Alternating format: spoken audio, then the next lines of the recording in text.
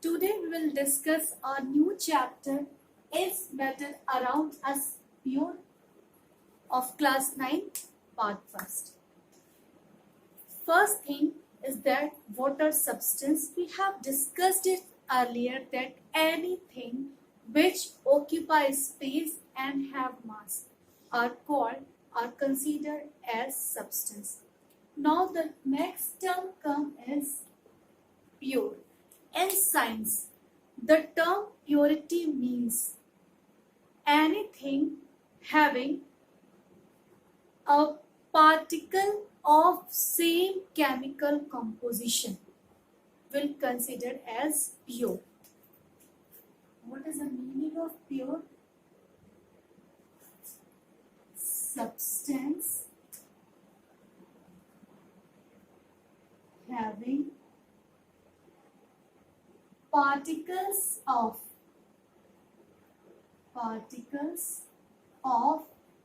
same chemical composition.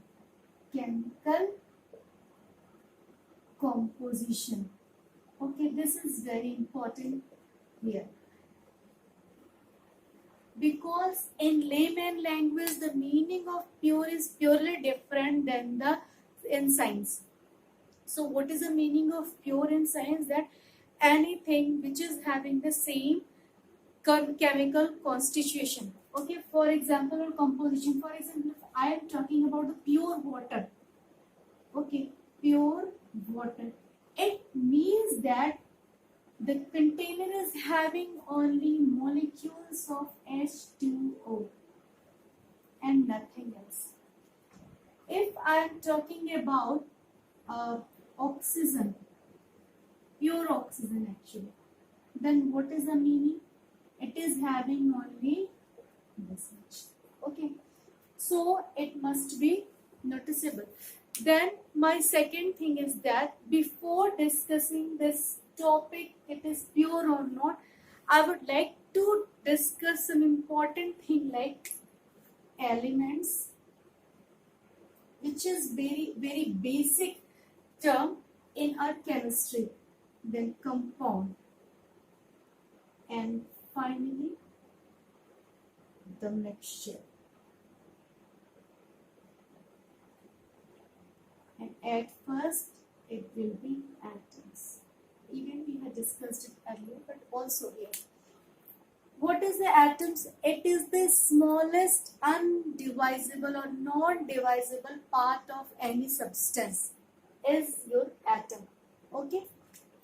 For example, if it is your substance, we are going to divide it many times and finally we reach at that smallest particle where its division is not possible. Then we call it atoms. Okay.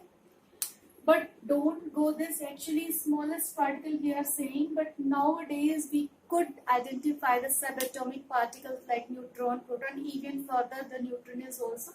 But till now or till this class we'll consider only this. So atom is the smallest particle. Then element. Element are those substances which is having only one type of atom. Okay, only one type of atom. It is, for example, if I am talking about oxygen, it means that in oxygen only oxygen atom is there. So many atoms, but all the atoms are of only oxygen.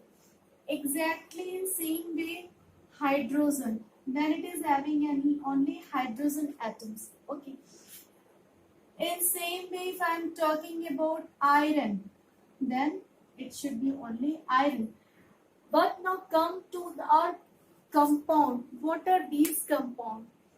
When atoms combine with some chemical reaction, okay, means a chemically combined atoms for compound. In compound and form a new substance. This thing is very important. It form a new substance. Means atoms chemically combine to form a new substance is known as your compound. In compound, the proportion of elements or the proportion of atoms in which they are reacting to form that new compound is fixed. It is very important. For example, if I am talking about water, here the hydrogen atom is having 2:1 ratio with oxygen. Now you can take water from India, from America, from Australia, but everywhere the hydrogen oxygen will be in this ratio. So even they are they combine hydrogen oxygen combine chemically to form water. They form a new substance. Its nature is totally different than this atoms from which they are just we obtain this new substance. So it is known as your compound. For example, H2SO4 is also your compound. HNO3 is also your compound. So it is compound. Now come to the mixture. There was one condition which I was talking about compound, that the proportion should be constant.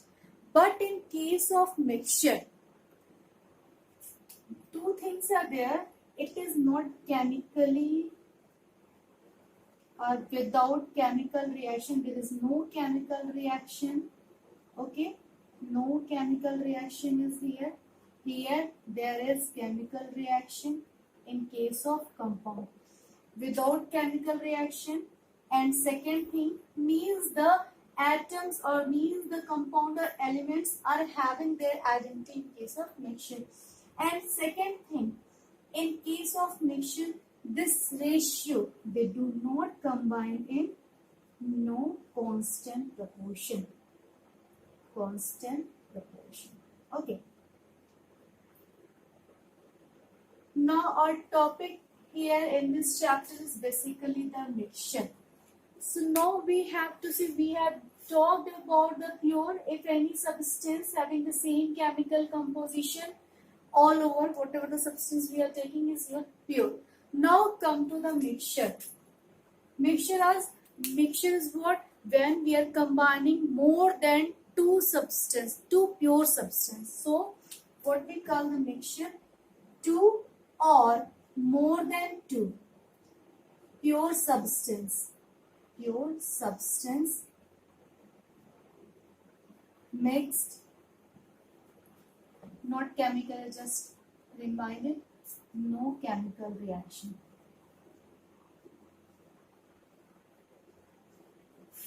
Mixed, then it is known as your, they form the mixture. Okay. Now on the basis of their nature, we find that there are basically three types of mixture. So let's see what are these three types of mixture. So let's find the types of mixture. There are basically two types of mixture. First, it is homogeneous mixture, and second, it is heterogeneous mixture. Genus mixture. Let's see what is the difference between these. Suppose you are taking a 1 glass of water. Okay, it is your A, and in second glass it is B, and in third, which is your C. Okay. It is your water plus salt. Okay. Here it is your water plus soil of same amount you can take. Okay. Then here it is your water plus you can take milk. What difference you actually find? I am taking here like this. Okay. You will observe that in case A, when you try to find the particles which you have dissolved, you will not able to see it with your naked eyes. Okay, means the solution is that much pure that you can't see the size of particles which are the NaCl salt particles. You can't see when it is dissolved. So this type of solution means here the solution you are getting is uniform distribution of salt. Uniform distribution, or any solution which is uniform. This type of mixture where the solute dissolve, or where the solute dissolve in solution solvent in a uniform manner is called the homogeneous mixture. Okay, but in case of B, you can easily see the size of small particles of soil. Means the size is too large to be seen by your eyes. This types of solvent, and even it is not uniform all over the water. At the bottom you will see more darker, and at the top you will see some lighter in color. And if you are allowed them to settle, after some time it is still uniform, but here you will see the same, but with here it will be darker color and here it will be lighter. What does it show? It shows that there is no uniformity is not here, so non-uniform. This type of solution we consider in heterogeneous mixture. Okay. Now, so what is the main keyword is here for homogeneous, uniform distribution or uniform solution, but in case of heterogeneous mixture, it is non-uniform mixture. Okay. Now, what is the case of, one more thing we can, how can we check this uniform? Not just by just watching, we can also check this uniformity by just tasting this water. If you take 1 spoon of water from any side, you will see that its taste is similar in all over the water. It also shows that it is uniform. But in case of this we can just see that it is not uniform. Okay. So it is all about this homogeneous and heterogeneous. About case C, it is a special type which is considered as colloidal solution. Colloidal solution. Here you call the suspension. Suspension. Where the size of particle is too large to be seen by your eyes is your suspension. Here the particle size is less than 1 nanometer, means 10 to the power minus 9 meter, less than. So we can't see it with our naked eyes, but here it is too large to be seen with our eyes, so it is known as suspension. But here the case is totally different, which is known as your colloidal solution. Let's discuss about all these three. One more thing I would like to tell you here, that in case of homogeneous mixture, even there is uniform distribution of your solute, or in homogeneous mixture, this uniformity or the concentration may differ. Means the amount of salt which we are dissolving in water, suppose it is your A and it is your B, the water plus 1 spoon salt, here water plus 2 spoons salt. Okay, both are solution, but concentration is variable, isn't it? Here the salt is more, here the salt is less, but they are uniform So they are the homogeneous mixture. Okay. So now let's see about the different consider as first homogeneous solution. One more thing, so we have talked about this uniform distribution, this, and composition may vary from solution to solution, and for homogeneous mixture we especially give a term solution or true solution, not solution but true solution. So in this way we could find especially three type of solution in homogeneous: one true solution, and in heterogeneous suspension and colloidal. So let's see one by one each. What is a true solution? It is a homogeneous mixture. The size is basically less than 1 nanometer, so it can't be or it is not visible with our naked eyes.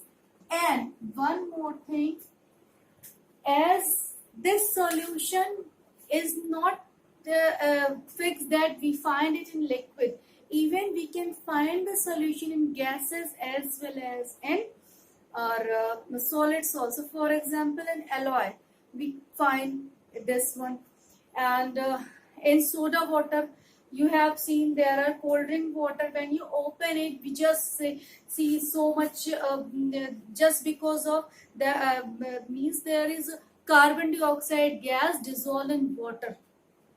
This is also an example of solution. Iodine tincture, iodine dissolved in alcohol is also the example of solution. So what is the basic characteristics of solution? Let's see. If I am talking about solution, means I am talking about that true solution which is homogeneous mixture. First, size is too small to be seen by our eyes, naked eyes actually. Its size are basically 1 nanometer, less than 1 nanometer, which is 10 to the power 9 meter. Then second thing, it is homogeneous. Okay, homogeneous mixture means uniform solution, but composition can vary. Composition is variable, and a very important thing is that how we, on the first thing was that with the help of size we can decide whether it is solution or suspension or collider.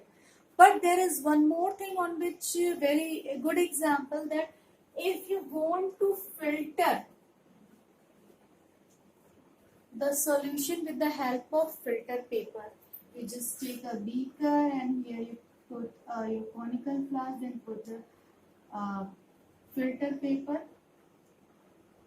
and pour your solution here. You will not be able to separate that solute and salt, or solute and solvent. So this is your solution. Okay, cannot be filtered. Okay, then this size is too small that if you pass, suppose it is your solution. Okay, CuSO4 solution you can take plus water. It is also solution. If you just pass a light here from this, what happened without changing, you will get, it is not visible actually, you will see it here. Okay, means there will be no change because its size is too small. Small size, due to small size, it doesn't scatter the light. Okay, does not scatter light. So there is no path visible, no visible path we can't see. Visible path is no, provided by this solution. Okay, example I have told you earlier, in gas and liquid, that's soda water. gas and liquid you can find, and iodine in alcohol. And a very simple example we have seen, salt in water. Okay, these are some examples of solution. And if you want to filter it, it is not, you can't filter it with the help of filter paper. Now let's see the suspension.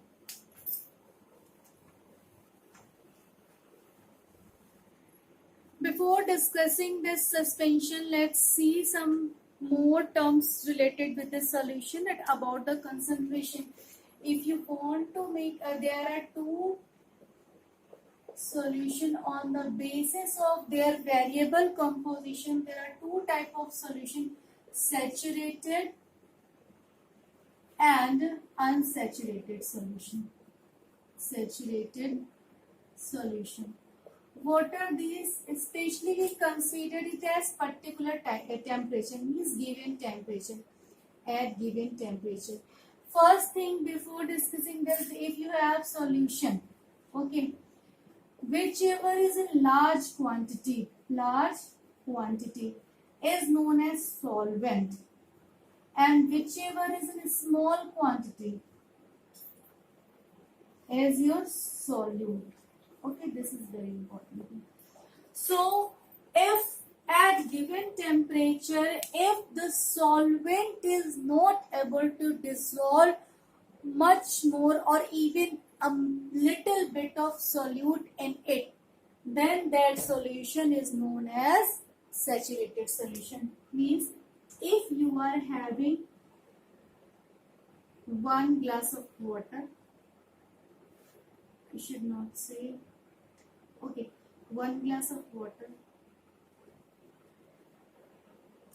Now start pouring salt here at the given temperature. Okay. There will be a part and continuously stir it.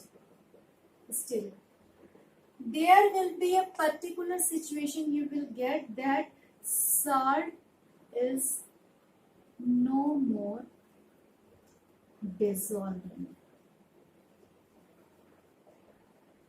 solvent. Then that particular, at that particular point, that solution is considered as saturated solution. And in this unsaturated solution, if solvent had chance to dissolve that solute in it, means it is unsaturated solution. Means just before saturated stage coming, the whole solution is unsaturated solution. Okay. Now it is then in case of unsaturated solution, we have got that there is a chance of dissolution of, means salt or solute. Solute can dissolve in it further. So it is your unsaturated solution. In this case, there is a concept of concentration. One thing should be considered, that at given temperature, because when we increase the temperature, there is again very important point. When we increase temperature, the solubility increases. Means we can add and we can dissolve more solute in it by increasing the temperature of the solution. So increasing the temperature, the solubility of that solution is increased. So now one more thing, let's see what is the meaning of concentration.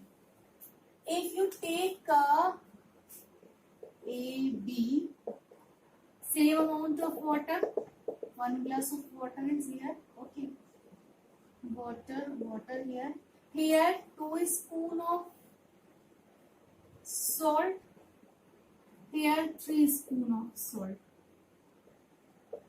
Okay, which one is dilute, which one is concentrated? It is concentrated comparatively, and it is dilute.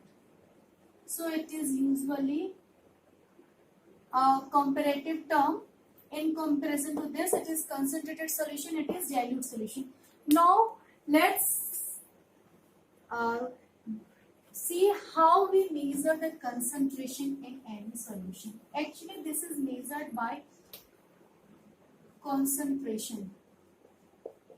This we can measure in 3 ways, but the basic concept behind this is see that percentage of, or just see what actually we do, quantity of solute divided by quantity of solution. Remember, it is not solvent, it is solution. Okay, now we just see it in 3 ways. First, we measure it in form of percentage. This can be percentage. This can be mass by mass percentage. We always measure it in percentage. So what we do, quantity or sorry, mass of solute divided by mass of solution into 100. For example, suppose it is 8 gram of solution or 8 gram of solvent here, 3 gram of solute. Then what will be mass of solute?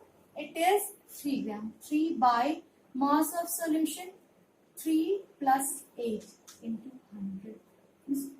Then what it will be? 3 by, okay, in this exactly it was the first way, mass by mass. Then in second,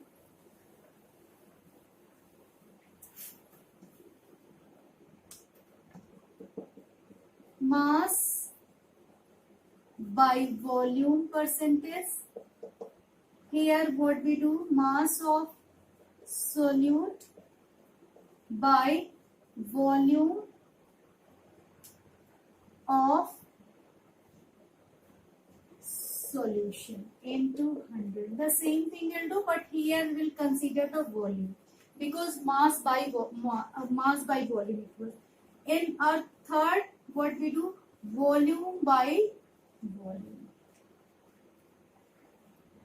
What it will be, volume of solute by volume of solution into 100. Only the thing what we should consider is here that there is solution, not solvent. So always consider that the whatever the quantity you are taking, it should be solvent plus solute in case of solution. Okay. So